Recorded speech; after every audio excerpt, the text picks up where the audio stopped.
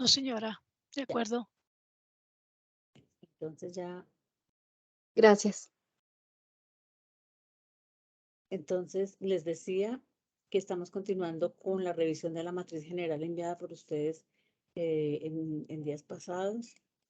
Y continuamos entonces con el estándar de dotación, empezando por los equipos biomédicos en relación a aclarar insuficiencia de equipos biomédicos que se va a solicitar claramente. Para esto, bueno, para hoy el estándar de dotación y los estándares de dotación y medicamentos están a cargo de la doctora Sandra Liliana Fuentes, quien nos estará retroalimentando respecto de las aclaraciones o observaciones que se tengan de parte del ministerio a las observaciones de la matriz. Entonces, en relación con los equipos biomédicos, el criterio 5, doctora Sandra, nos pregunta la suficiencia de equipos biomédicos que hay un criterio que nos habla de la suficiencia de equipos biomédicos y que el prestador debe como calcular la cantidad de equipos que necesita de acuerdo con los procedimientos que se realizan. ¿Tiene alguna aclaración ahí? No, lo que dice, hola, buenos días, mi nombre es Sandra Liliana Fuentes, hago parte del equipo de la doctora Marta.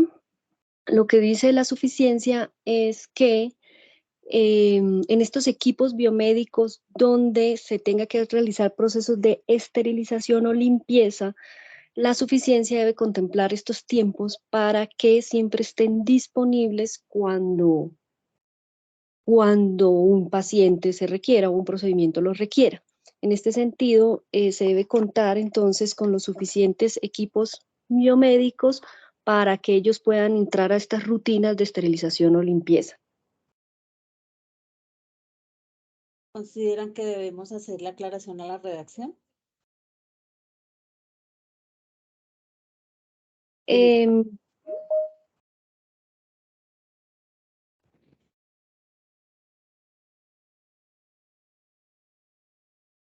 Estoy preguntando si consideran que se debe hacer aclaración a la redacción de este criterio.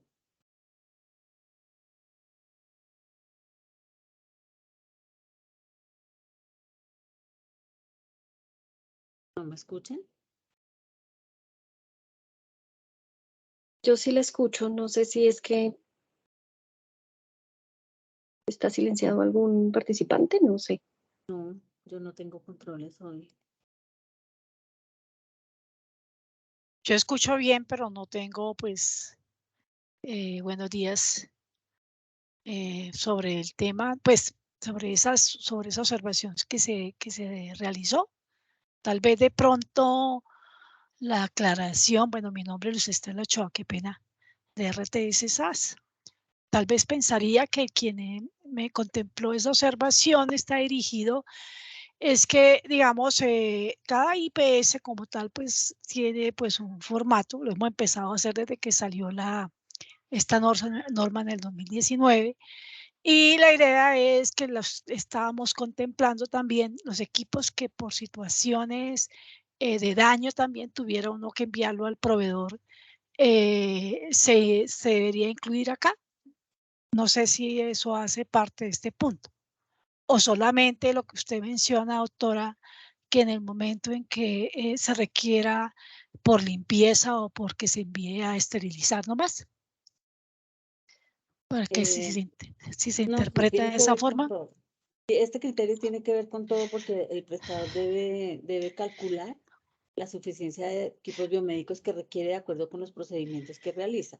Y para Ah, este bueno, o sea, le cálculo, da alcance a ajá, los equipos sí, también que, bueno, sí, a es que todo. lo menciono por lo que contestó ahorita la doctora. Entonces, no solamente cuando se manda a esterilizar, no solamente cuando se requiera por hacer un proceso de limpieza, sino también si hay un daño, pues lógicamente eso hace parte del tener un reemplazo para que no se presente dificultad y riesgo en la atención, entendería.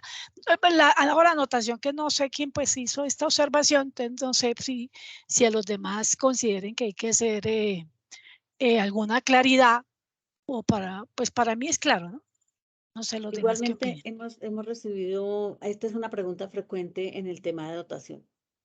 Entonces, aprovechamos para hacer la claridad ahí, que la suficiencia la debe calcular el prestador teniendo en cuenta el tiempo que se requiere para esterilización de aquellos equipos que lo hacen y, y el tiempo y la reposición de equipos cuando sea necesario. Pero yo creo que esto ya queda como claro.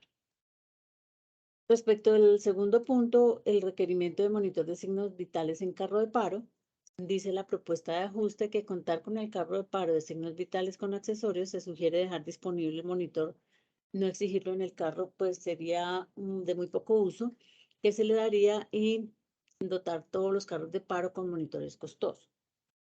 Digamos, este criterio fue bastante revisado cuando se hizo la modificación de la 2003 a la 3100 y se determina que, digamos, la esencia del carro de paro o la necesidad mejor de exigir carro de paro en aquellos servicios en donde existe un riesgo de cualquier naturaleza de sufrir un paro, un evento cardiovascular, se requiere en todo momento en los servicios, porque como bien sabemos, estos eventos no se pueden predecir, sino que simplemente se presentan. Entonces, con ocasión del riesgo que se corren y los servicios donde se requiere el carro de paro, se determinó dejarlo así, dejarlo tanto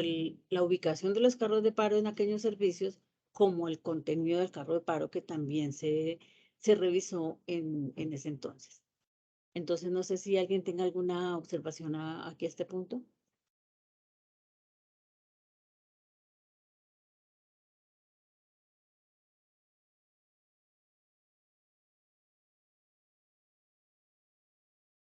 ¿No hay observaciones? Bueno. Digamos que el criterio se mantiene en función de la seguridad del paciente y el riesgo en la atención en los servicios donde se requiere el carro de paro. Seguimos con, déjame yo miro si está Sandra Gallegos.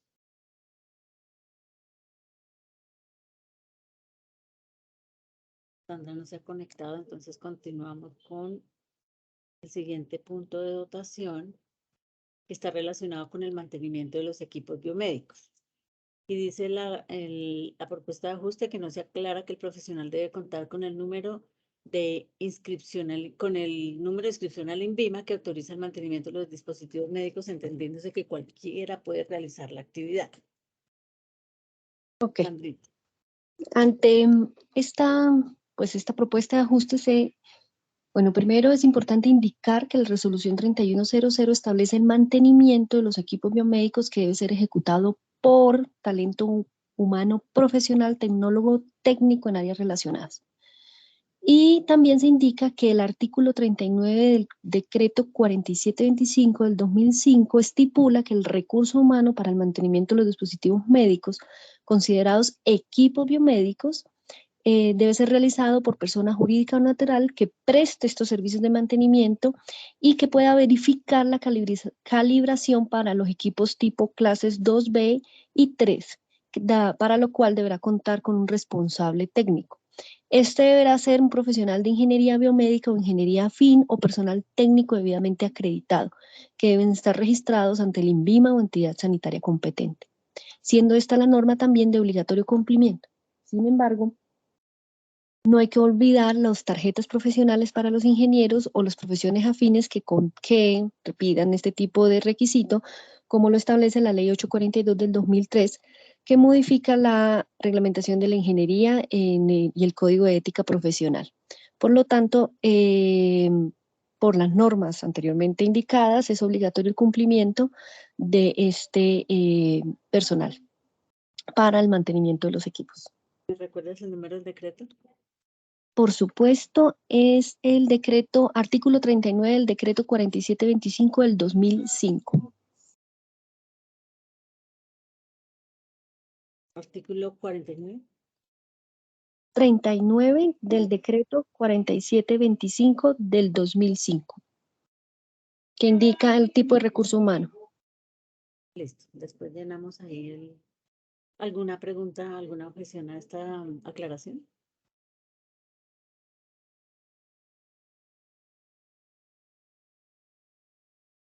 Bueno, entonces continuamos con la siguiente aspecto, que es el programa de mantenimiento preventivo de los equipos biomédicos. Se dice que no se menciona la sujeción a un programa de calibraciones, por lo que se entendería que la calibración aplica solo si el fabricante dentro de sus recomendaciones lo indica.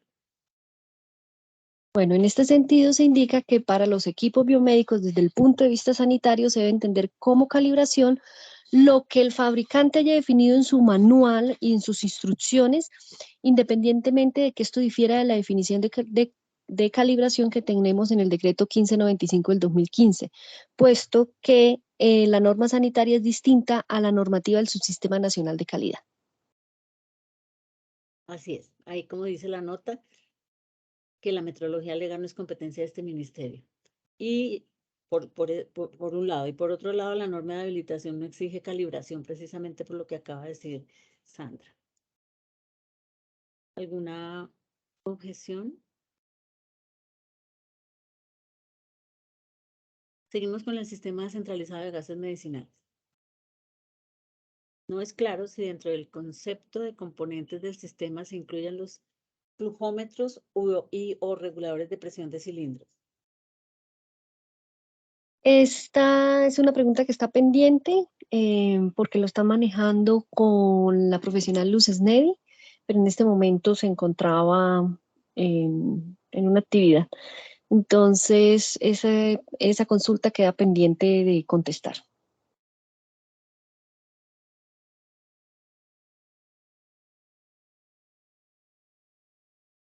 Báscula grado médico. Se indica requerimiento de báscula grado médico para el servicio intramural. Sin embargo, existe acta del 4 de mayo del 2014 emitida por la sesión ordinaria de la Sala Especializada de Dispositivos Médicos, donde se establece el no requerimiento de registro sanitario para las básculas. Bueno, en este sentido, las básculas de grado médico son aquellas que cuentan con un certificado de primera parte, que es el que emite el fabricante, o de segunda parte, que es la que emite un tercero certificado en conformidad, donde se evidencia que este uso es para la atención en salud. Algunas de ellas cuentan con registro sanitario, sin embargo, el INVIMA cuenta con un acta del 9 de octubre del 2015, que está aquí, que la podemos compartir, donde indica cuáles requieren registro sanitario y cuáles no la requieren. ¿Esa es la mesa de dispositivos médicos? Sí, señora. ¿Y qué dice qué dice el acta en resumen del tema de las básculas? Ok. Ya, permítame un segundo que estoy descargando el acta.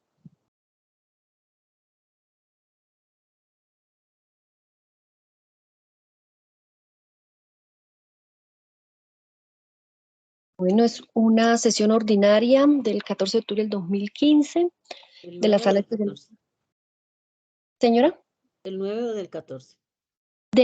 Es el acta 9 del 14 de octubre, perdón. De la Sala Especializada de Dispositivos Médicos del INVIMA. Indica que, permítanme, ellos tratan varios temas en cada reunión.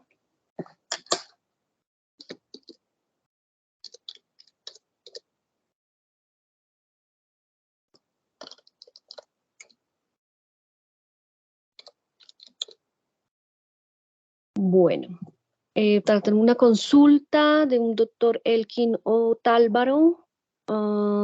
Solicita se emite aclaración de un concepto si los productos, balanzas o básculas son considerados dispositivos médicos. Ellos revisan y conceptúan que las balanzas que solo realizan medición de peso corporal no requieren registro sanitario, excepto las básculas o balanzas que se destinen adicionalmente a ser utilizadas en el diagnóstico y análisis de parámetros tales como el diagnóstico de la obesidad, evaluación nutricional, evaluación del peso, balance corporal, fuerza corporal, control de peso, índice de masa corporal, medición de grasa, masa corporal, el nivel de grasa visceral, porcentaje de músculo esquelético, metabólico basal, entre otros. Por lo tanto, sin importar si el producto en mención es de uso hospitalario o para el hogar requieren registro sanitario automático con clasificación de riesgo 2A, acorde a la regla 10 del literal C del artículo 7 del decreto 4725. Aquí subrayan el literal C, que dice: se destinan a permitir un diagnóstico directo o a la vigilancia de un proceso fisiológico. Y finaliza el concepto. Listo.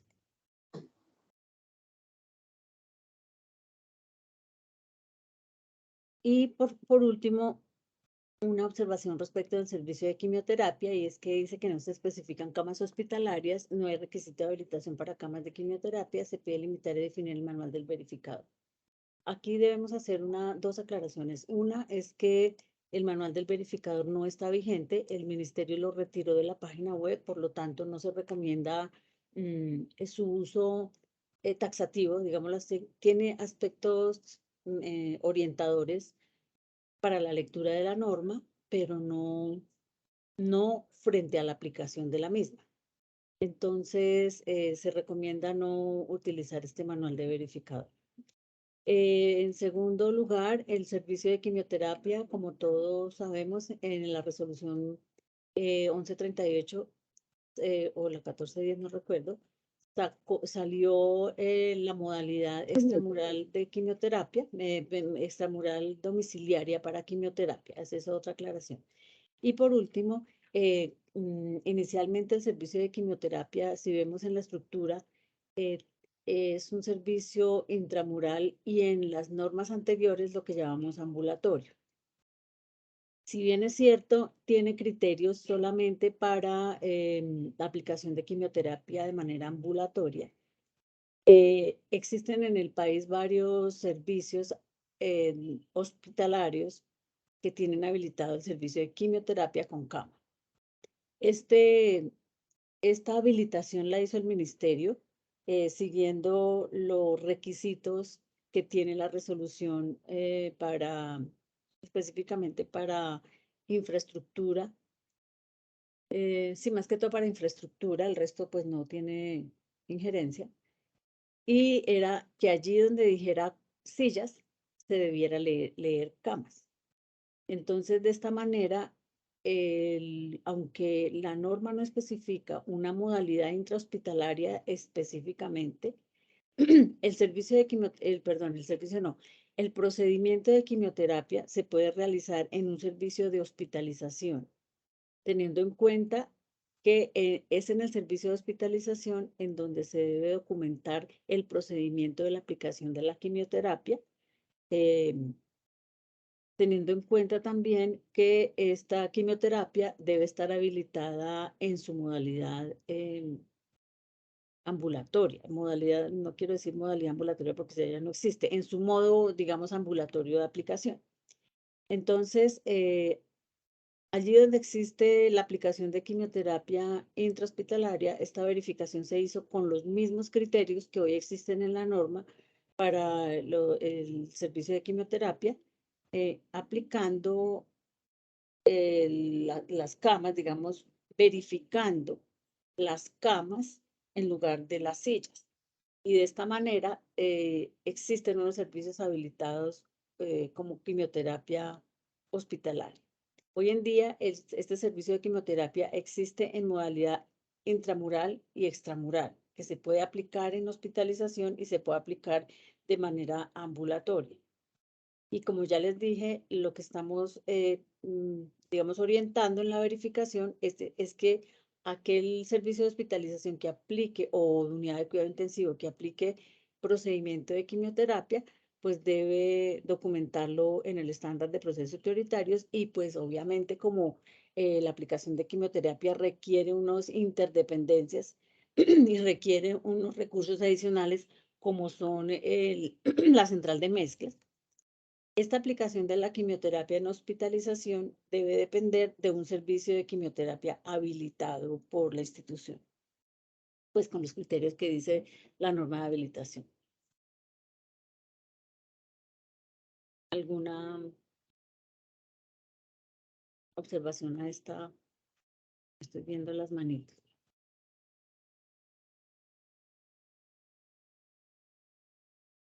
Entonces queda, ¿sí fui clara en mi explicación? Buenos días. Buenos días. Muchas gracias por la explicación. Quisiera preguntar una cosita adicional. Este servicio de quimioterapia ambulatorio que mencionas que debemos tener habilitado para poder prestar el servicio de quimioterapia hospitalario, ¿debe ser en la misma sede o yo lo puedo tener en otra sede? Dice cuenta con, es que la mayoría de criterios dicen cuenta con. ¿Cuáles son las interdependencias de quimioterapia? Es que quimioterapia solo tiene interdependencia del servicio farmacéutico y es cuenta con. Sí, señor. Pero cuando nosotros verificamos este servicio, la norma no lo dice taxativamente, cuando verificamos este servicio, siempre pedíamos que la quimioterapia ambulatoria estuviera en la misma sede o en el mismo edificio de la quimioterapia hospitalaria, a menos que el prestador documentara en procesos prioritarios la manera como se transportan las mezclas y cómo se hace la vigilancia correspondiente a la aplicación del procedimiento de la mezcla o del medicamento. Listo, perfecto. Muchas gracias. Documentado claramente en procesos prioritarios. Sí. Listo. Muchas gracias. Desde luego lo que se ha analizado acá es que el servicio de quimioterapia siempre será el responsable de la aplicación del tratamiento, puesto que allí es donde están todas las exigencias que se hacen respecto de la central de mezclas y todo este manejo que requieren este tipo de medicamentos, y no es en el servicio de hospitalización. Porque si, digamos, si el servicio de quimioterapia pudiera habilitarse solamente en el servicio de hospitalización, pues no existiría, existiría como procedimiento, ¿sí? Cuando nació el servicio de quimioterapia, que eso viene desde la 2003, se pensó también que como la quimioterapia es un procedimiento, se pensó dejarla como tal en los servicios de hospitalización, pero en cumplimiento de las leyes de cáncer y en cumplimiento de toda la normativa que propende por el tratamiento específico, la prevención y promoción y, perdón, la sobrevida de los pacientes con cáncer, entonces se determinó importante tener un servicio de quimioterapia como tal. Y por eso, tenemos los criterios acá bien definidos en la norma de habilitación vigente hoy. Entonces, como les digo, siempre que haya un procedimiento de quimioterapia en hospitalización debe depender de un servicio de quimioterapia habilitado según los criterios que tiene la norma. Perfecto, muchas gracias. Bueno, entonces Listo. continuamos con el estándar de medicina. Señor. Un segundo. Qué Sí, pena sí. contigo. Es que te acuerdas la comunicación que nos, bueno, te remitió la Cámara del Sector Electrodoméstico de la ANDI, que hablaba, bueno, les comento un poco, y pues aprovechando a Sandra, que es la del tema de dotación, sobre estas nuevas tecnologías, pues que a partir de la pandemia y bueno, antes se han venido desarrollando alternativas para la desinfección y mejora de la calidad del aire como componente de dotación de servicios de salud.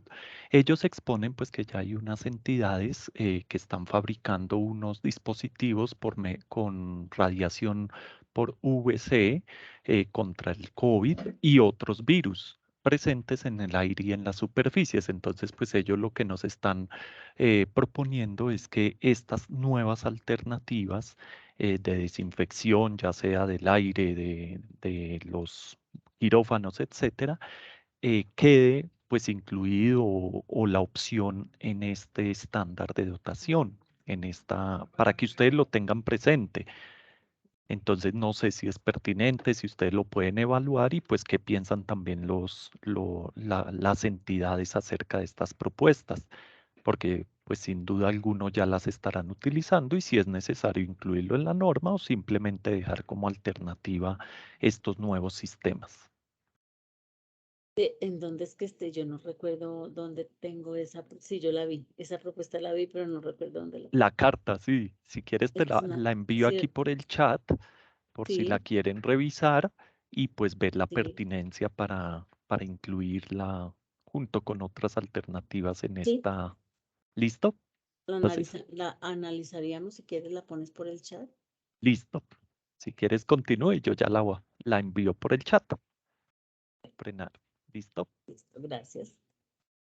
Respecto del estándar de medicamentos, dispositivos médicos e insumos, tenemos las siguientes observaciones. En relación con las muestras médicas, aclarar el tema de muestras médicas, cómo hacer trazabilidad de manejo de estos medicamentos, revisar desde la gestión del riesgo.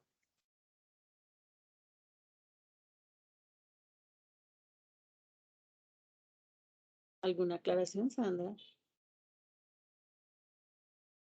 Bueno, respecto de las muestras médicas, en la verificación siempre se ha dicho que allí donde existan cualquier tipo de medicamentos, en cualquier servicio de salud, deben sujetarse, digamos, a los procedimientos que se establecen para la conservación y mantenimiento y seguimiento de los medicamentos.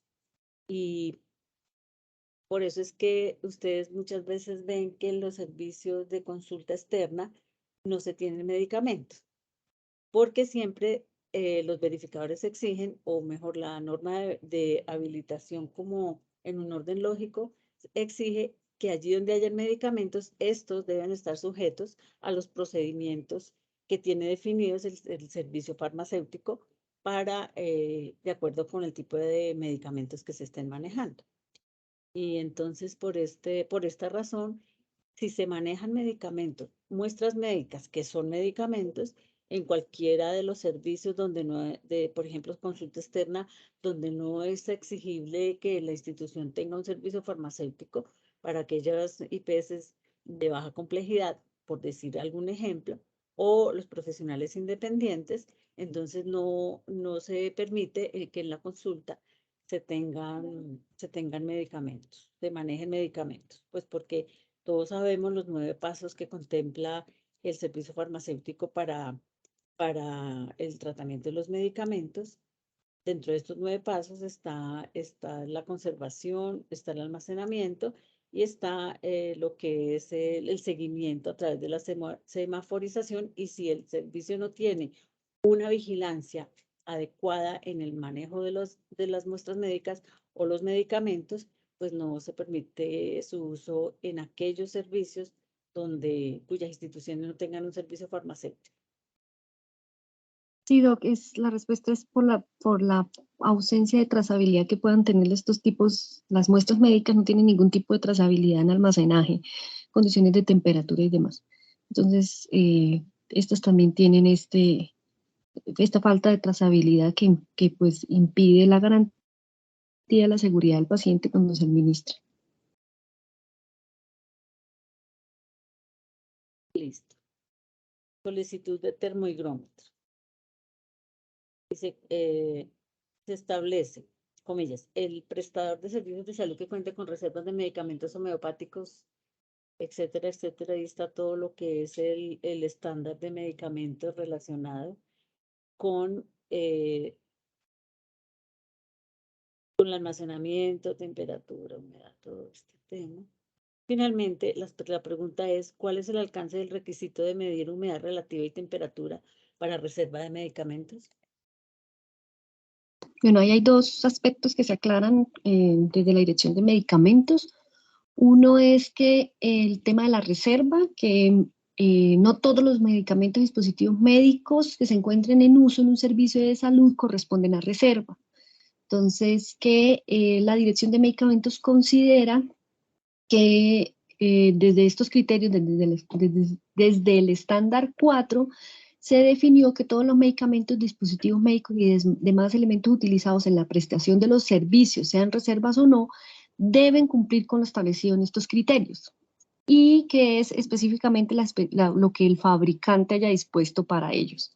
Y adicionalmente es claro que prevalece la normatividad frente al documento con respecto a El criterio 7 establece que todos este tipo de medicamentos biológicos, reactivos y demás insumos deben estar almacenados en condiciones apropiadas de temperatura, humedad, ventilación, segregación, seguridad y demás condiciones definidas por el fabricante, y por lo tanto se debe medir con un instrumento la humedad relativa y la temperatura y evidenciar su registro, control y gestión. El criterio 12 indica que se deben mantener las condiciones de almacenamiento, conservación y control, fechas de vencimiento, uso, custodia, etc.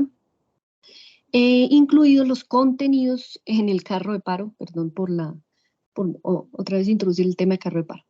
En este sentido, con respecto al estándar 7 de medicamentos y dispositivos médicos, la Dirección de Medicamentos considera que se debe garantizar el uso del termohigrómetro para medir la humedad relativa y la temperatura y evidenciar, por lo tanto, de acuerdo a los criterios, el registro y control y gestión de estos indicadores en los medicamentos, dispositivos y otros elementos, independientemente del número que contengan o que tengan en ese servicio.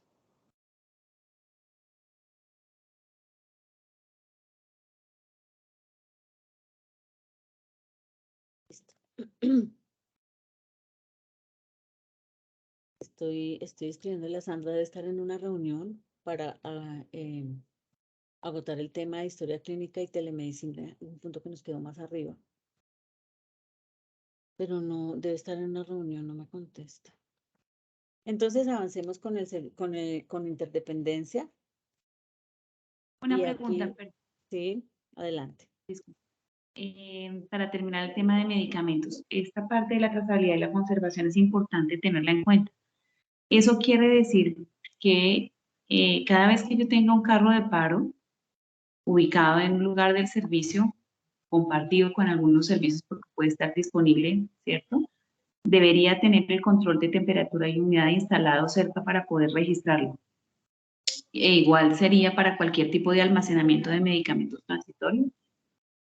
Ejemplo, bueno, puede ser en consulta ambulatoria, donde tenemos cosas que son muy transitorias que se entregan de farmacia y pueden pasar al servicio porque van a hacer, por ejemplo, la aplicación de medicamento en sala de procedimientos.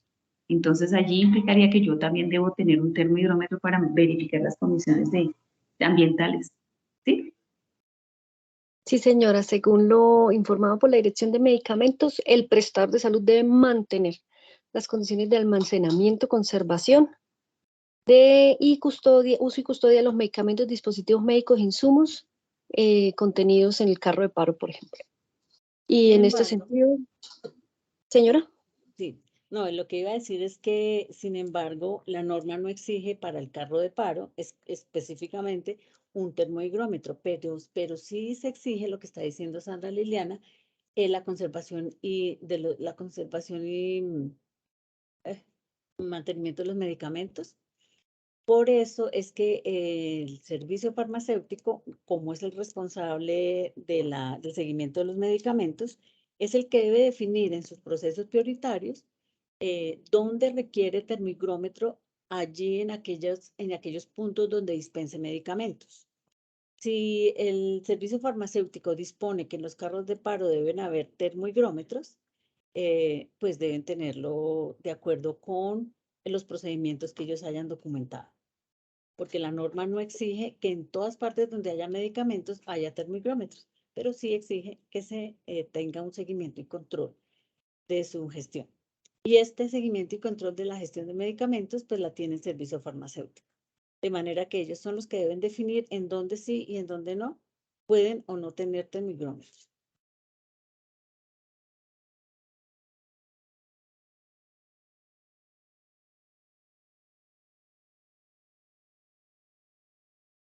Escribe Sandra. Y otra pregunta que tenía. Sí, señora. Para pasar esta parte de dotación y medicamento, neveras de transporte, conservación de cadena de frío. Las neveras de transporte hemos visto que pues han evolucionado en el tiempo, no son tan ideales algunas y algunas ya tienen termómetro incorporado, pero eso hace que tengamos que tener pues obviamente la calibración y la verificación de las neveras. ¿Ustedes tienen algún comentario al respecto de esa parte de las neveras de transporte? Hay un concepto, sí, pero no lo recuerdo en este momento. ¿Tú tienes alguna referencia, Sandra Liliana? No, aquí a la mano no lo tengo, pero sí, Yo leí sí, un sí, sí hay un concepto de las neveras de transporte, pero en ese momento no lo recuerdo. Lo voy a buscar y si lo encuentro se los envío. Es un Lo concepto que viene agradecemos. también del INVIMA. Sí. Sí, el sí. concepto es del registro sanitario para las neveras, pero no para los... ¿Para las neveras de transporte? ¿Incluye las Pero neveras de transporte? Me parece que sí. creo que sí, sí, porque nos tocaría mirar con el PAI también, a ver ellos qué tienen al respecto. Pero se la debemos. Aquí lo anoto. Mil gracias. Bueno, entonces Sandra está en ese momento en un evento en Cartagena y está precisamente presentando. Entonces, la persona de telemedicina y historia clínica. Entonces, sigamos con el servicio de esterilización por interdependencia. Dice que como esterilización ya no es un servicio habilitable, ¿cómo se soporta que contratamos un proveedor que preste este proceso? ¿Cuáles serán los requisitos mínimos de ese proveedor del proceso de esterilización? Entonces, los que tienen habilitado el proceso de esterilización en REPS es porque no han hecho la transición. Cuando hagan la transición, y ellos pues digamos, lo prestan y lo tienen habilitado y lo usan para sus servicios donde lo requieren. Pero en la 3100 se dio un cambio grande en el tema de esterilización y es primero, pues que se eliminó porque era un proceso y no obedecía a un servicio de salud de acuerdo con su definición. Como se eliminó de la habilitación, eso no quiere decir que las centrales de esterilización o las empresas que prestan el servicio dejen de hacerlo o no tengan una norma que los vigile. Si bien es cierto, la resolución 81, ¿cómo es, Sandra? 2381 creo que es, no es obligatoria. Son las buenas prácticas de esterilización, pues se han adoptado como si lo fueran. Sin embargo, en la norma de habilitación, esta norma de habilitación se eliminó el proceso, pero se dejaron algunos criterios mínimos de obligatorio cumplimiento para aquellos servicios donde requieran proceso de esterilización. Y cuando decimos criterios mínimos es lo más básico que se puede pensar, dejar acá en habilitación en un entretanto. Entre tanto, el ministerio determine o regule la materia como lo está haciendo en este momento. No sé si Sandra sepa en qué va la expedición de esa resolución que regula todo el tema de esterilización y los proveedores que pueden prestar este servicio. Sin embargo, Sí, señor. en la norma de habilitación, si ustedes ven allá en todos los servicios hay unos criterios mínimos de esterilización, especialmente para consulta externa, que es y cirugía, que es donde se requiere con mayor frecuencia el servicio, digamos, el proceso de esterilización. Y estos requisitos mínimos son lo más mínimo de lo mínimo y es tener un ambiente o tener un área de acuerdo con el número, en este caso, de unidades de odontología, un área de esterilización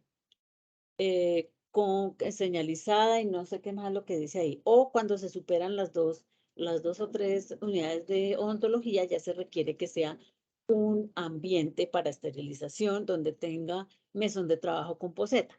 Digamos, el mesón de trabajo con poseta es la unidad mínima básica obligatoria para cuando se requiere un proceso de esterilización. De ahí la norma determina pues la señalización básica, digamos que sea unidireccional, que bueno, lo que dice allí, todo lo que sabemos del proceso de esterilización, mientras el ministerio regula la materia. Una vez salga la resolución de esterilización, pues se modificará en la resolución de habilitación para que sean adoptados allí los criterios de aquella norma que seguramente va a salir y que va a aplicar para todo el tipo de prestador y para todo tipo de esterilización, desde las centrales hasta la esterilización en un servicio de consulta externa, por ejemplo, de odontología. Sí, así es. Tengo una pregunta. La resolución es la 2183 del 2004 y la norma que está regulando este procedimiento de reprocesamiento y esterilización está en este momento en revisión para salir, pues esperamos que antes de que finalice el año. Es importante aclarar que desde habilitación se verifican, como lo comenta la doctora Marta, los requisitos mínimos y es a través de procedimientos de la entidad territorial en inspección, vigilancia y control que se verificarían estos requisitos específicos, como son estas normas específicas que exceden los requisitos mínimos de la 3100. Igualmente, y como sucede con el servicio igualmente y como sucede con el estándar de infraestructura, todos sabemos que infraestructura tiene su norma específica. Sin embargo, habilitación saca de allí criterios muy básicos de infraestructura de obligatorio cumplimiento. Igual se haría con la esterilización, dado que en el momento de existir una norma específica para el efecto, sí debemos señalar unos criterios mínimos de obligatorio cumplimiento para el proceso de esterilización de cara a la seguridad del paciente. Tengo una manito, Rocío del Pilar. Sí, gracias. Y me queda una duda. Claro que esto es en aras de minimizar riesgos para el paciente, pero nosotros sabemos como prestadores que tenemos otros procesos que son desinfección de alta, lo llamamos así algunas veces, y son los procesos de reprocesamiento, por ejemplo, para lo que tiene que ver con los elementos, los endoscopios, colonoscopios y la parte de gastro, la parte de las sondas de ecocardiografía. Hay otro tipo de elementos, por ejemplo, en ergonoespirometría también se realiza reprocesamiento, pues obviamente con indicación del fabricante sobre esos elementos, pero son reprocesamiento y no esterilización, porque el tipo de material no puede ser sometido a procesos de esterilización y la ficha del fabricante original permite que se manejen esos procedimientos, pero antes teníamos, digamos, como una mención donde el proceso es el que tiene que documentarse cómo tiene que ser, pero quedó como un vacío. Entonces, si hablamos de que van a revisar la parte de esterilización, sería bueno conocer el material, por lo menos proponerles que sería bueno revisar esa parte de los reprocesamientos. Esa parte es la que está en revisión. Sí, señora. Es que toda la base del reprocesamiento está en lo que indica el fabricante con su uso y es todo el procedimiento de esterilización para la garantía de la calidad. En ese sentido, como todo esto ocurre, digamos que no, o sea, ya el paciente recibe el dispositivo ya en las condiciones de calidad que se debe garantizar para la seguridad del paciente. Esto ocurre, digamos que, pues no de cara del paciente, sino que se garantiza la calidad. Por eso, en este sentido, no puede ir en la 3100, porque esos son procedimientos que ocurren para garantizar que el equipo o el dispositivo que sí está en contacto con el paciente tenga las condiciones de calidad.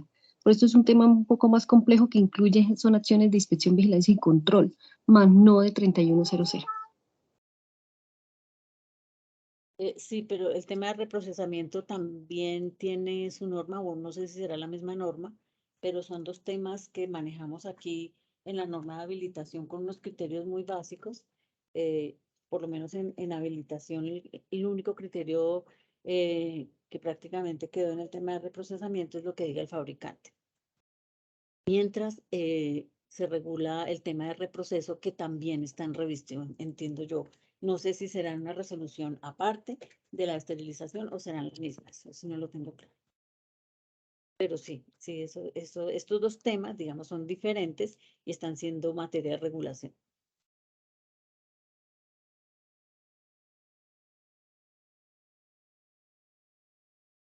Gracias. Bueno, en el tema de ambulancias, es importante que sea más explícito para el servicio de ambulancia, que se contemple el tiempo de respuesta como soporte en el proceso de referencia y contrarreferencia para los riesgos por los riesgos que representa, ya que estos proveedores no aceptan que se contemple como una obligación y en algunos casos toca contemplar a mayor costo lo que llaman zona protegida para que respondan con oportunidad al llamado. Pues aquí la respuesta es que el el proceso de referencia y el sistema de referencia y contrarreferencia es un sistema aparte del sistema de habilitación, está regulado por las resoluciones que están en la pantalla, 3047 del 2008, donde se reglamentan los tiempos máximos de respuesta posterior a la atención de las urgencias, la resolución 431 del 2012 y la 1220 del 2020. Entonces, como si ustedes recuerdan, en la 1043 existía un estándar que se llamaba referencia y contrarreferencia, pero como esto fue regulado, reglamentado después, este tema como estándar se eliminó de la norma de habilitación, dado que obedecía más a los procesos relacionados con los servicios de urgencias y que en este ministerio se manejan en otra dirección. Pero no sé si ustedes tengan alguna observación respecto a la norma de habilitación en atención a la referencia y contrarreferencia. Sin embargo, en el estándar de procesos prioritarios, sí se exige la documentación de los procesos de referencia y contrarreferencia y está en la obligatoriedad de cumplir con las formalidades que traen las resoluciones que las regulan. Entonces, no sé si tengan alguna pregunta al respecto. Yo interpreto por esa observación que colocaron, yo creo que nos pasa a muchos de los prestadores, y es cuando tú vas a hacer la parte de la relación de contratar al proveedor y uno exige, digamos, toda esa la normatividad que tú relacionas y establece pues que ellos contemplen el contrato de una forma más específica el tiempo de respuesta, ¿sí? En el momento que uno requiera hacer una referencia. Y eso pues es imposible, casi digamos en la experiencia que hemos tenido, que los proveedores lo hagan, entonces uno le toca manejar lo que llaman ahí zona protegida y pagar más para que eso se dé. Es un tema que dentro de los soportes de interdependencia que está contemplado, pues eso realmente no se da. O sea, los proveedores no aceptan de ambulancia colocar cuánto es el tiempo ni nada. O sea, en ese tema, yo creo que interpreto esa observación que colocaron ahí de esa forma. Esa es parte de la situación, ¿no? Que tiene. Sí. Sí, hay muchos problemas con el tema de las ambulancias que salen de la órbita de la norma de habilitación. Se manejan por otras regulaciones y específicamente por el tema de competencias de inspección, vigilancia y control que tienen las direcciones territoriales.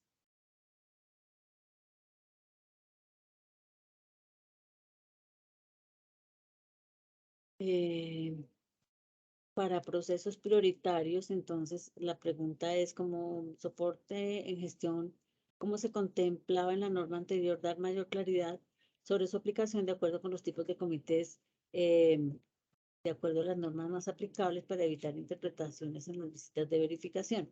Pues realmente, si uno lee atentamente la norma de habilitación, allí no se exige ningún comité excepto el Comité de Seguridad del Paciente y el Comité de Historia Clínica que está regulado en la resolución específica y el comité, hay otro comité. Infecciones. El Comité de Infección, ese es Seguridad del Paciente.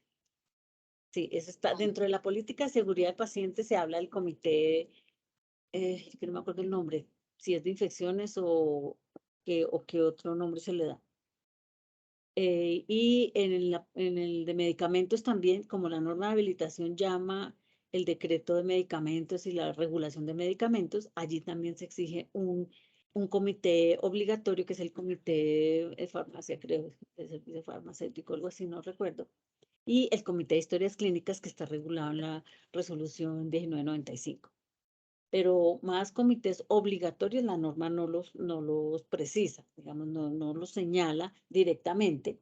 Estos que les estoy mencionando es porque de alguna manera en la regulación, en el hilo conductor de la regulación que nos lleva a la 3100, vamos a concluir que son comités obligatorios. Pero si nos preguntan taxativamente, la respuesta, muchas respuestas que se han dado es que la norma de habilitación no señala ningún comité obligatorio, excepto el que lo señala estas normas que les digo, y el Comité de Seguridad de Paciente, en el tema de la política de seguridad, el programa y política de seguridad de paciente.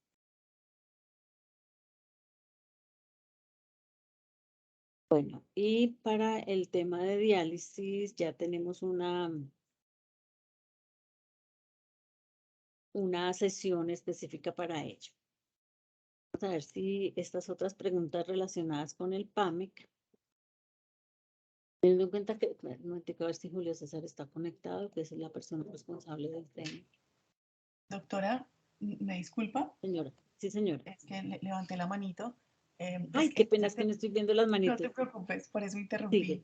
Probablemente no ven.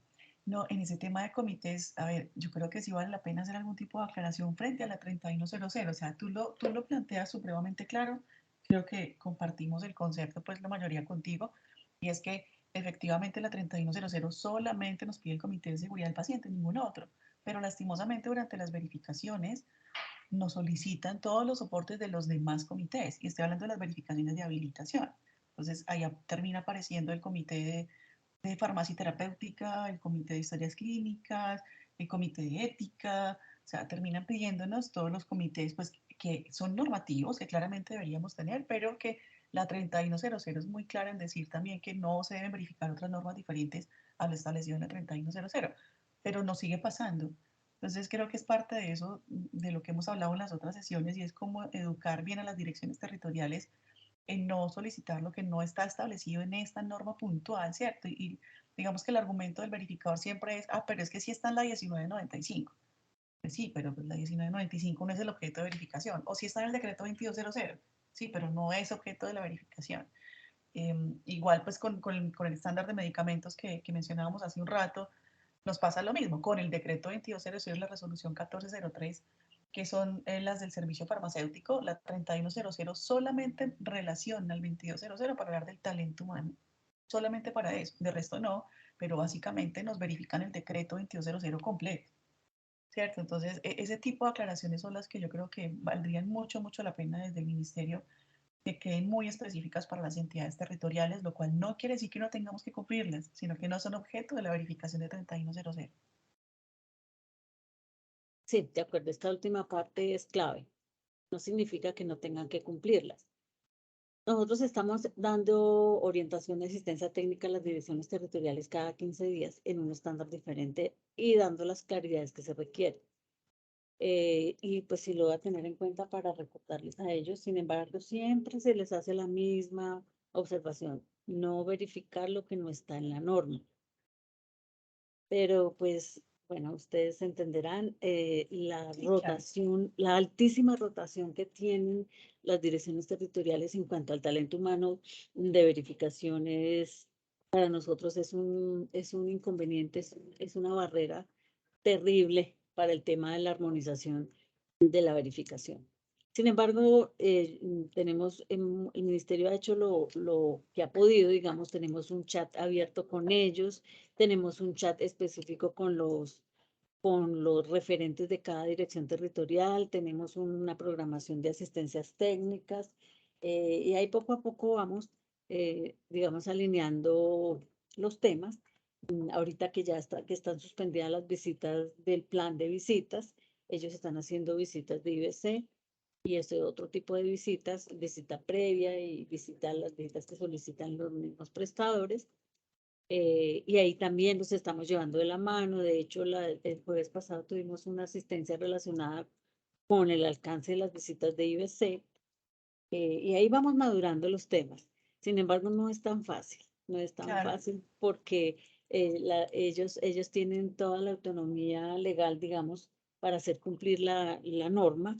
Y como ustedes saben, el ministerio no tiene jerarquía sobre las direcciones territoriales. En este tema la tiene la Superintendencia Nacional de Salud, con la cual también hemos hecho acercamientos importantes para podernos alinear en el lenguaje, por lo menos, de cómo manejar este tema de la resolución 3100. Claro, Pero en sí, eso de la idea, doctora, ¿cuál sería la recomendación de ustedes frente a situaciones de este tipo que se presentan en las visitas? Obviamente uno de la mejor manera trata de llevar y no generar una discusión dentro de una visita, porque además eso hace que el resto de la visita se torne sí. incómoda y bueno, todo lo que puede pasar, pero ¿cuál podría ser una recomendación de parte de ustedes para cuando nos estén solicitando estos asuntos que no están en la 3100? ¿Qué deberíamos hacer frente al verificador en este caso? Pues es que ellos lo saben, y recomendación, pues como recomendación como ministerio, cómo deberíamos abordar este tema. Nosotros siempre les hemos dicho, les hemos aclarado de 1000 maneras que no pueden sobrepasar. Sin embargo, el riesgo de la interpretación de la norma siempre está ahí, siempre existe y siempre ellos interpretan, porque dicen, es que la resolución de historia clínica, por ejemplo, que exige el Comité de Historia Clínica, que exige un montón de cosas de lo que es historia clínica, dice lo que dice y lo vigila quien debe vigilarlo, ¿sí? Sin embargo, en habilitación se sacaron unos temas básicos de lo que es historia clínica. Y a pesar de que taxativamente sacamos este artículo, precisamente por lo que me estás comentando. Sacamos el artículo de que no se podrá verificar nada que no esté en la resolución 3100, lo siguen haciendo. Entonces, lo único que hacen los prestadores, la única herramienta, digamos, que tienen los prestadores es acudir a este artículo. Que desde luego nosotros también recalcamos mucho nuestras asistencias técnicas, pero bueno, ahí poco a poco vamos como menguando ese tema. Muchas gracias. Sí, Gracias. señor.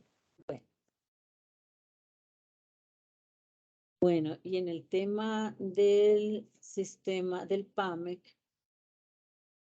teniendo en cuenta que el PAMEC es un componente del SOC, al excluirse de la norma de habilitación, ¿cómo van a ser los lineamientos para la verificación de las IPS? ¿Quién lo realiza? De igual forma, deseamos saber si se va a generar un cambio en la metodología. Pues es que el PAMEC es un componente del sistema obligatorio tal como lo es el Sistema Único de Habilitación. Entonces, como esto se nos estaba tornando problemático en el tema de la verificación, se decidió aquí en el ministerio sacarlo de la norma de habilitación como requisito mínimo y ponerlo en paralelo con la norma de habilitación como componente que es para que la misma dirección territorial en otro momento verifique el PAME. Entonces, acuérdense que en la 2003 había un criterio que hablaba de que el prestador no cuenta con, ¿cómo era que decía? No es con programa de auditoría, sino con herramientas para la auditoría, el mejoramiento de la calidad. Y entonces resulta, lo que se quería decir allí en este criterio era que el prestador tuviera las herramientas para hacer el seguimiento a los planes de mejora, pero resulta que estaban verificando todo el PAME, ¿sí? Cuando todo el PAME es imposible de ser verificado en una visita de habilitación de requisitos mínimos. Entonces, por eso se decidió eliminar todo criterio que tuviera que ver con el PAME de la norma de habilitación y dejarlo como un componente aparte como lo es para que sea verificado en otro momento. Lo mismo del comentario que me estabas haciendo hace un momento, no quiere decir que no se cumpla, quiere decir es que se verifique en otro momento y la dirección territorial dispone de los mecanismos y dispone del talento humano para hacer la verificación del PAMEC de manera independiente a la norma de habilitación. Y la última pregunta, para cumplir la meta de Felipe, determinar hoy la matriz, dice el componente del sistema de información de la calidad, que teniendo en cuenta que el sistema de información es un componente del SOC, al excluirse de la norma de habilitación, ¿cómo van a ser los lineamientos? Lo mismo, este componente de sistema de información no lo vigila, en la estructura del ministerio, no lo vigila la Dirección de Prestación de Servicios. Lo gerencia y lo vigila y le hace seguimiento la oficina de calidad, que es una oficina asesora del despacho del ministro, o en este caso de la ministra. Entonces, por esta razón, también como componente paralelo a la habilitación, pues tiene su regulación y tiene sus instrumentos y sus mecanismos y metodologías para ser, digamos, vigilado. Y esto está a cargo de la Oficina de Calidad del Ministerio. Bueno, entonces creo que hemos terminado y Sandra no se desocupó para mirar lo de historia clínica. Si quieren lo vamos leyendo, porque ella sí dejó la respuesta, todo lo que está en la columna de la derecha lo escribió precisamente ella. Vamos a leerlo a ver si podemos. ¿Sí?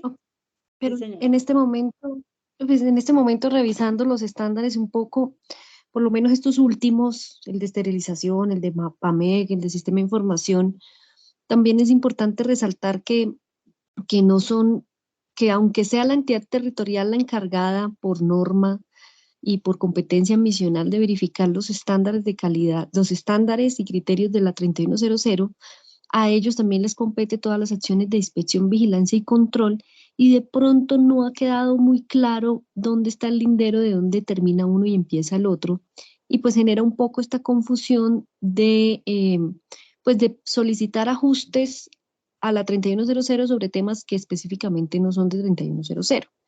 Entonces, un poco esa claridad sí es importante darla como, pues ser como replicadores de un poco el alcance que tiene la 3100 y obviamente ir generando un poco la claridad. Es una confusión que pues todos en algún momento tenemos, inclusive las mismas entidades territoriales, para ir separando las funciones de habilitación, de verificación de los criterios de habilitación, con las verificaciones propias por normas específicas asignadas por norma en las diferentes pues, temas puntuales para la inspección, vigilancia y control. Solamente quería redondear con esa claridad. Listo, muchas gracias. Vamos entonces a leer lo que tiene que ver con el estándar de historia clínica. En primera instancia, con los servicios en la modalidad extramural.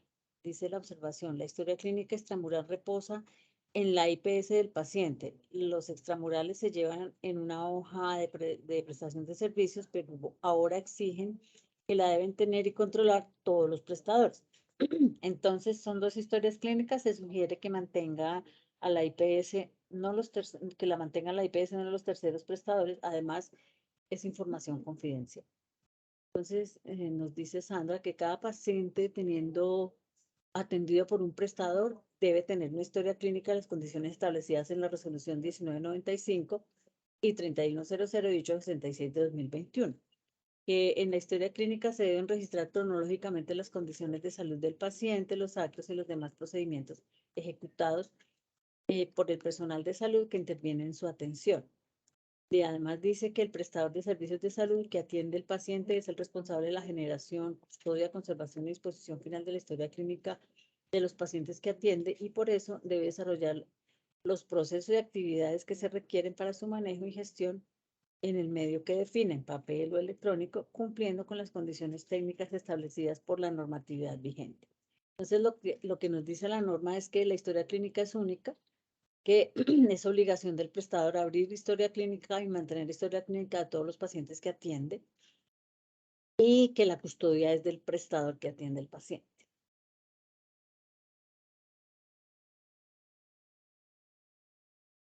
Yo sí quisiera de pronto, doctora, mencionar con relación a ese punto lo siguiente, que es lo que pasa.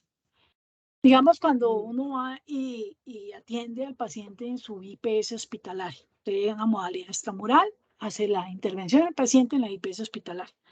Ellos, pues, lógicamente, pues, son los dueños del paciente, hacen su apertura de la historia clínica. Es claro, yo creo que es claro la responsabilidad que tenemos de toda la normatividad de que todo paciente que atendamos puede tener historia clínica.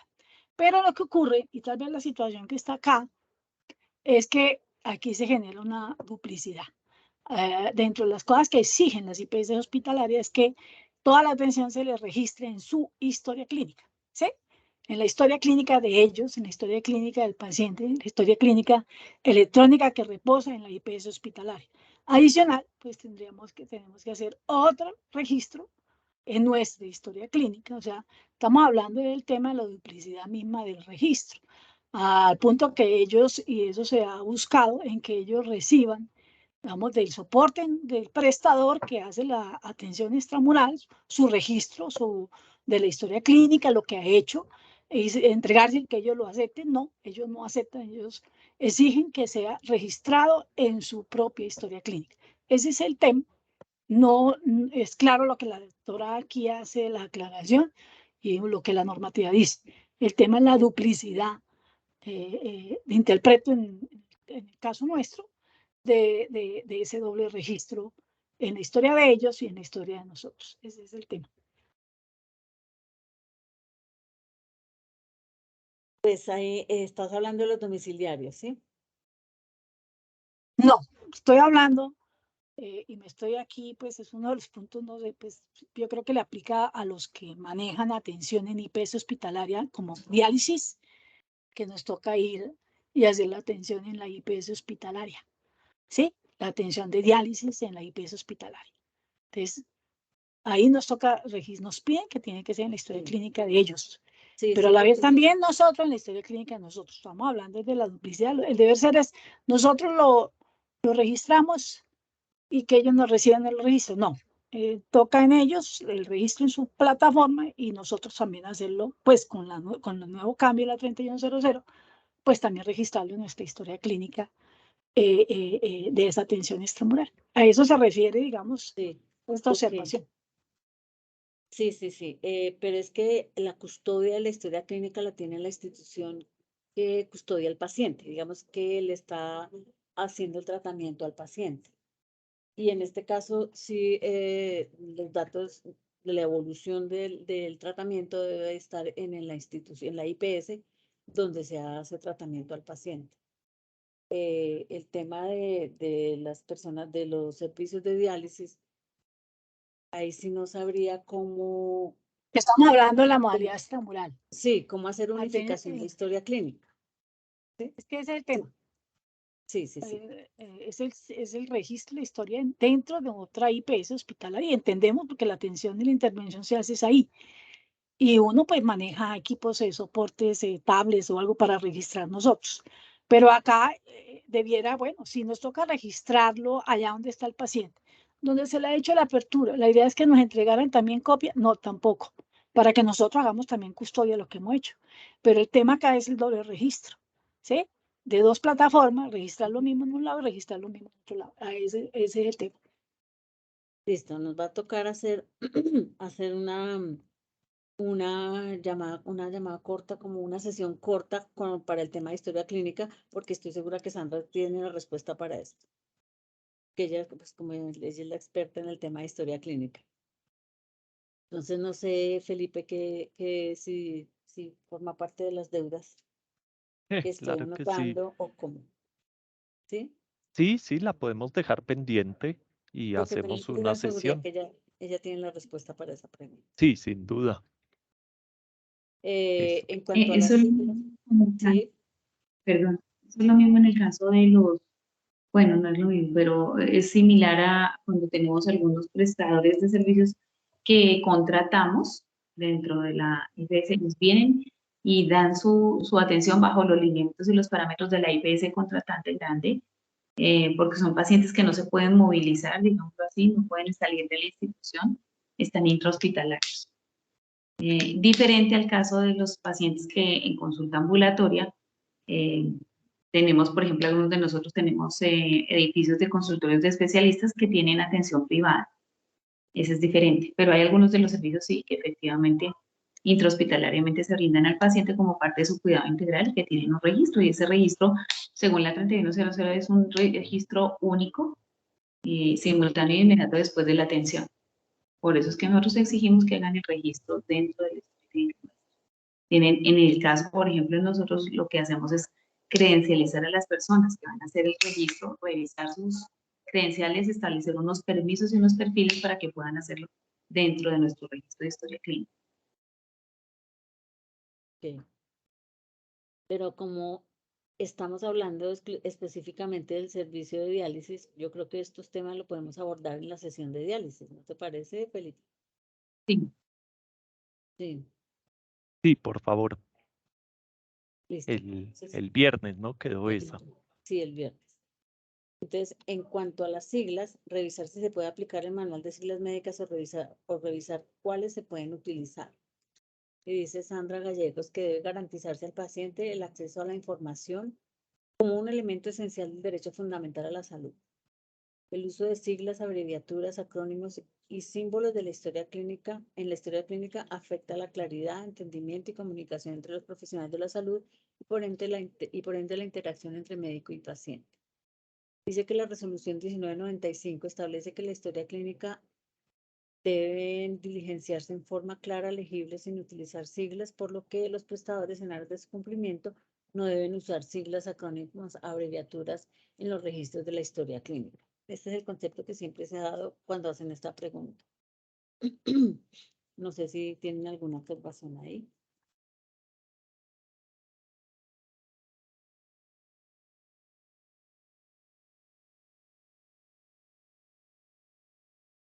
Bueno, entonces avanzamos con el tema, un tema de modalidad extramural. Dice que la historia clínica utilizada en la modalidad extramural es custodiada por el prestador de servicios de salud que oferta y presta el servicio de salud en la modalidad extramural y cuenta con los siguientes registros aplicables para las jornadas de salud. Se debe aplicar el número de 1 a la 10 y 14.6 al 14 y 13. Frente a la modalidad extramural, jornadas de salud, no es claro para el servicio de diálisis, ya que el dueño del paciente es la IPS hospitalaria, por lo cual los registros que realizan los pacientes, es la misma pregunta de hace ratico, frente a la integralidad de la atención, queda en la historia clínica de la IPS hospitalaria, y en el caso del prestador de servicios de diálisis debe cumplir, son registros de atención que son los contemplados en los números 14.6 al 14.3, los que aplique, ya que está en forma conjunta para la otra modalidad móvil. No es claro para la IPS que intervienen, IPS hospitalaria y la IPS que presta servicio de diálisis, consideramos se debe aclarar. Es lo que estábamos hablando hace ratito. ¿Y qué dice Sandra? Dice que todo prestador de servicios de salud, incluidos los que prestan servicio de hemodiálisis en la modalidad extramural jornadas de salud, está obligado a tener una historia clínica única institucional en medio físico o electrónico, a realizar la apertura de la historia clínica para cada paciente que atienda y registrar en ella cronológicamente las condiciones de salud, los actos médicos y los demás procedimientos ejecutados por el equipo de salud que interviene en su atención. Lo mismo que a custodiar y conservar las historias clínicas de sus pacientes de acuerdo con la normatividad vigente. Y que el prestador de servicios de salud que habilita el servicio es responsable de la generación, custodia y conservación y disposición final de la historia clínica de los pacientes que atiende y por ello desarrollar los procesos y actividades que se requieran para su manejo y gestión en el medio que defina, papel o electrónico, cumpliendo con las condiciones técnicas establecidas por la normatividad vigente. Dice que el prestador debe definir el proceso, reglamentarlo y adoptarlo con el fin de dar cumplimiento a todas las disposiciones incluidas en la normatividad vigente. Yo creo que este tema lo podemos tratar el viernes con Sandra. Ya pendiente entonces.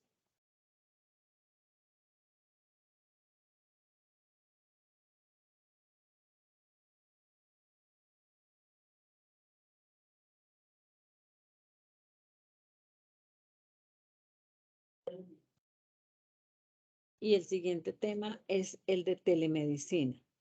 Dice que para consulta externa se ve la necesidad de inclusión o aclaración sobre los registros de la historia clínica en modalidad de telemedicina, ya que hay ítems que no aplican. Por ejemplo, examen físico.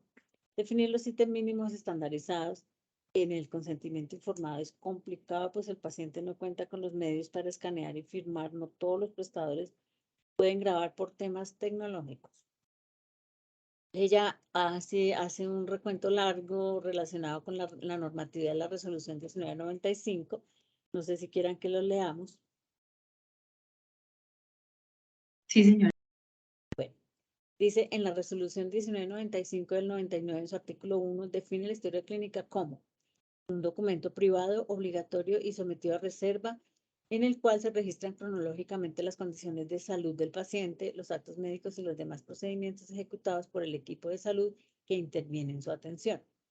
En la resolución 2654 del 2019, en el artículo 13, objeto de la modalidad de telemedicina, establece en su parágrafo 2 Las actividades de telemedicina deben ser registradas en la historia clínica de las personas atendidas por el personal de salud que la realiza.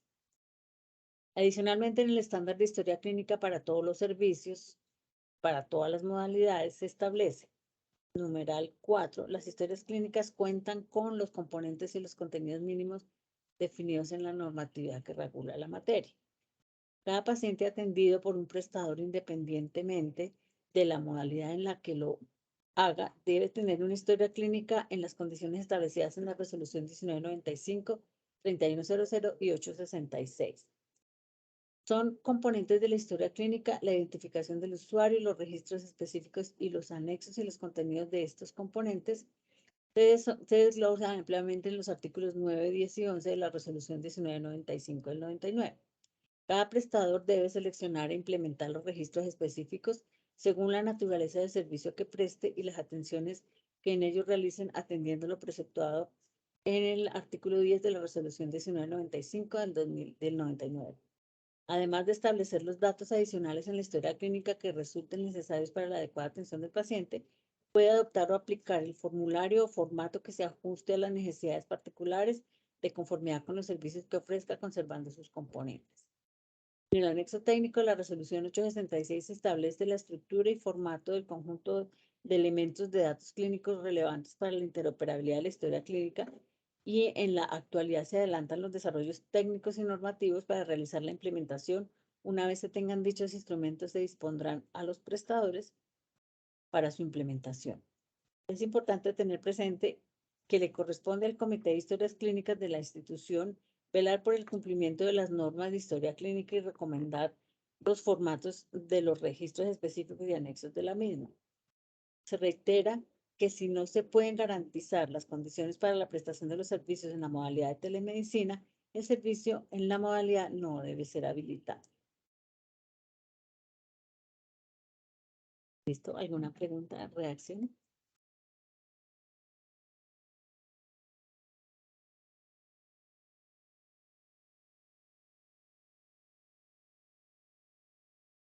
Bueno, creo que terminamos con la matriz general, ¿cierto, Felipe? Sí, señora, no sé si hay algunas observaciones adicionales que algunas entidades me expresaron, que lo que te dijimos en la reunión presencial, que a medida que se han ido implementando, han surgido algunas dudas. No sé si de los que están conectados tienen alguna que quieran reiterarle a Marta y a su equipo.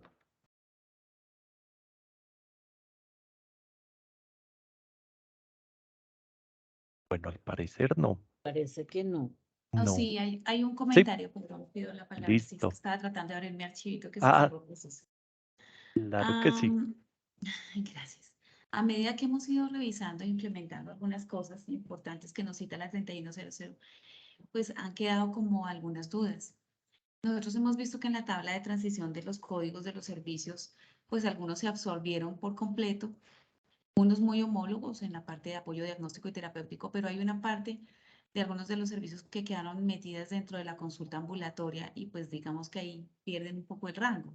Obviamente si tenemos estándares superiores, pues vamos a dejar los estándares superiores, pero queda como la preocupación porque hay algunas cosas que quedaron ahí metidas en la tabla de transición en consulta ambulatoria que desaparecen completamente y otras que nos dan la posibilidad de dejarlo en apoyo diagnóstico y terapéutico y algunos en diagnóstico vascular. Estoy hablando desde la Fundación Cardioinfantil Instituto de Cardiología. Teníamos, digamos, la preocupación porque, por ejemplo, parte de lo que era la unidad de gastroenterología y endoscopia quedó metida en gastroenterología, consulta ambulatoria. Quedó una descripción breve de lo de endoscopias, pero pues quedó reducida a la nada. Y la otra parte que estábamos pensando es que al revisar, por ejemplo, la parte de trasplantes, quedó sumergida completamente en cirugía. Y nosotros alguna vez levantamos la mano cuando teníamos la mesa técnica y estábamos revisando, contándoles que el servicio de trasplantes hoy es un servicio grande. De hecho, la misma norma declara que debemos tener toda la parte desplegada por órgano trasplantado, la parte de pretrasplante, toda la parte del seguimiento post-trasplante, y eso implica que no solamente toque la consulta ambulatoria, sino que tengamos que tener inclusive un hospital día para tener esos pacientes que vienen a hacerse sus controles y que requieren exámenes y requieren otro tipo de cuidado y seguimiento, que no precisamente es una hospitalización ni es propiamente la cirugía, porque esto puede ser antes del procedimiento del trasplante o después. Y esto implica que no solamente esté en el marco de la atención quirúrgica, sino que también tiene desplegado toda una gabela de necesidades, desde el apoyo diagnóstico hasta la parte de seguimiento en consulta ambulatoria e inclusive nosotros tenemos aquí un hospital día para ellos, porque esa atención es integral y requiere de otras cosas que no quedaron en el marco de la 3100 especificadas, solo quedó reducido a un servicio de cirugía. Ahí teníamos un par de dudas importantes. Bueno, en relación con los servicios que desaparecieron en el REP, los códigos que desaparecieron en el REPS, eso está en consistencia con los conceptos que se eliminaron en la norma de habilitación. Conceptos y servicios que obedecen al análisis que se hizo respecto de lo que se tenía habilitado en la 2003. Por ejemplo, en la 2003 estaban codificados algunos servicios y de hecho tenían tabla de estándares, algunos servicios que no eran servicios sino procedimientos, como es el tema de los trasplantes, que se pueden realizar, si bien es cierto, no siempre en en cirugía. Algunos se realizan en hospitalización, otros se pueden realizar en la consulta del odontólogo especializado, en fin, y por eso en el estricto análisis que se hizo del concepto de servicio de salud, se eliminaron todas aquellas cosas que se consideraban eran procedimientos y no eran servicios de salud, para hacer la depuración de los servicios de salud en la regulación vigente. Entonces, desapareció endoscopia porque la endoscopia es un procedimiento que se puede realizar en cualquier servicio de salud con una sala de procedimientos, que el prestador debe definirla y documentarla en el estándar de procesos prioritarios. Y el cambio grande que se dio de la 2003 a la 3100 obedeció también con una influencia muy importante el artículo 17 de la Ley Estatutaria de Salud, que habla de la autonomía profesional y que despliega unos párrafos amplios en la prohibición del constreñimiento de la autonomía profesional y todas estas cosas. Entonces, la norma de habilitación no regula procedimientos. Entonces, como habían procedimientos que se estaban regulando como servicios, entonces lo que se hizo fue ajustarlos e incluirlos en los servicios donde se realiza tal procedimiento. Y es responsabilidad del prestador documentarlos allí donde los realiza. Como bien es cierto, la ley 9 dice que los trasplantes deben habilitarse, precisamente se habilita el servicio donde se realiza. Y se dejaron en la norma, y por eso se eliminaron los códigos específicos que no correspondían a servicios, sino a procedimientos. Y allí en la tabla de transición nos lleva hacia qué servicios pueden ser derivados estos procedimientos. La mayoría fueron en cirugía, otros en consulta externa, como les digo, y otros en hospitalización.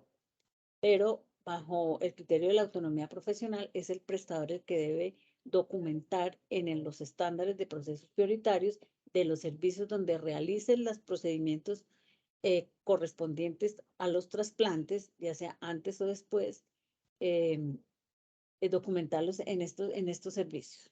Y por eso es que no quedaron como servicios los trasplantes, quedaron como procedimientos dentro de los servicios correspondientes. Y se creó un concepto de especificidad para señalar aquellos servicios en donde se realizan los trasplantes con el fin de ubicar fácilmente la oferta de los trasplantes en el REPS. Entonces allí quedó todo prestador que realiza trasplantes por decir un ejemplo, en un servicio de cirugía. Entonces él debe como señalar o marcar en el REPS en el momento de la habilitación la especificidad del trasplante que realiza. Y ahí están en el REPS las especificidades que corresponden. Ahí están todos los órganos y todo como especificidad de los servicios de salud y ahí en el servicio de cirugía están uno a uno los criterios que se deben cumplir para los diferentes tipos de trasplantes. ya sea en cirugía, en hospitalización o en consulta externa. Entonces, por esta razón y por este análisis conceptual, los trasplantes dejaron de ser servicios y pasaron a los procedimientos que se ven como procedimientos que se deben realizar dentro de unos servicios de salud.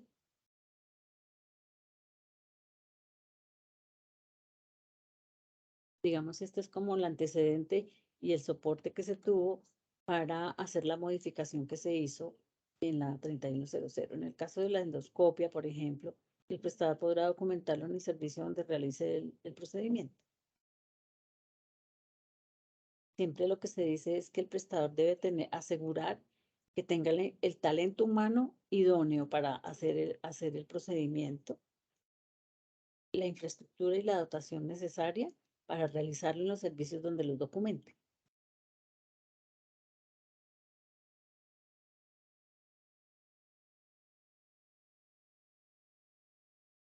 ¿Listo?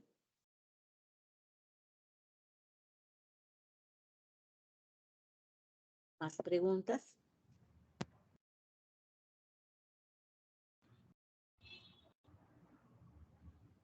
Hay manitos arriba, entonces Felipe, tú dirás.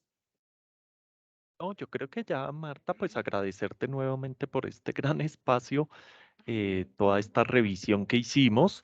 Invitamos a las instituciones que si tienen alguna duda o que si les surge, pues después de estas reuniones, por favor, pues me pueden enviar el correo electrónico a mí, nosotros se lo compartimos a Marta y a su equipo.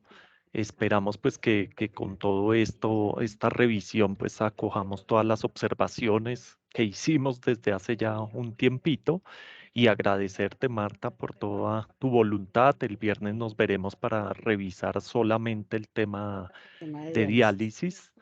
diálisis con las clínicas que están representadas aquí en la Cámara. Y pues así también apoyarte en lo que necesites. Si tú y tu equipo ven que necesitan algún apoyo de alguna institución, con mucho gusto cuentas con nosotros. Muchas ¿Listo? gracias, Felipe, lo sé. Sí, Bueno, importante tener en cuenta que nosotros hacemos esta revisión es previo a una documentación que hemos recibido de parte de ustedes o de la persona natural o jurídica que quiera hacer observaciones para efectos de agenda y para efectos de trazabilidad. Nosotros las hacemos con base en los documentos que nos hagan llegar. Es decir, si te llegan observaciones, te agradezco que las consolidemos en una matriz, puede ser en esta misma, y me informes cómo para poder llevar la trazabilidad que corresponde. perfecto. Claro que sí, cuenta con ello. Sí, señor, porque ¿Listo? por una llamada uno a veces se le olvida lo que dicen, por más que uno anote, aquí el día a día se lo come a uno completamente. Sí, Entonces es total. mejor así, documentación. Buenas tardes, buenos días. Sí, buenos días. Y Buenos qué días. pena, muchísimas gracias por este espacio, Melissa Wilches de Messer. Solo quería como preguntar algo al finalizar si las grabaciones de las mesas de trabajo pueden ser compartidas a los asistentes como para material de apoyo, porque son muchas cositas que se revisan, pero sí es importante tenerlo a la mano para nosotros volver como a acordarnos, a revisar, mientras que ya uno va fortaleciendo los conceptos. Listo, sí, no hay problema. Lo que sí es que como esto es Teams y esto es una plataforma que entiendo yo tiene licencias y poco de permisos, no, las personas externas al ministerio no pueden acceder a ella a través de un link, el enlace pues que se genera aquí en la conversación. Para esto tenemos que darle un tratamiento de autorización ante nuestra oficina de comunicaciones, quienes nos generan el enlace para subirlo al YouTube del ministerio. Y esto lleva un tiempito. Ellos se toman como 3 a 5 días hábiles para poder hacer pues por el montón de cosas que tienen que atender. Ellos nos hacen la conversión nos suben el video o el audio, lo suben al YouTube y ahí sí ya yo les compartiría el enlace para que lo puedan ver. Ay, perfecto, muchísimas gracias. Estamos entonces al pendiente. Bueno, sí, yo te lo mando, Felipe, y tú lo repartes. Claro que sí. Yo me encargo de eso. Muchas gracias. Bueno, sí, señor. Bueno, entonces No siendo más, les agradecemos mucho su participación y apoyo y nos estaremos viendo el viernes entonces con el tema de diálisis. Listo. Muchas gracias y buen Buen día inicio de para semana a Gracias, todos. hasta luego. Hasta Gracias. luego. Hasta Gracias, luego. adiós. Hasta luego a Gracias, todos. hasta luego. Hasta luego. Bien. Hasta luego. Muchas gracias.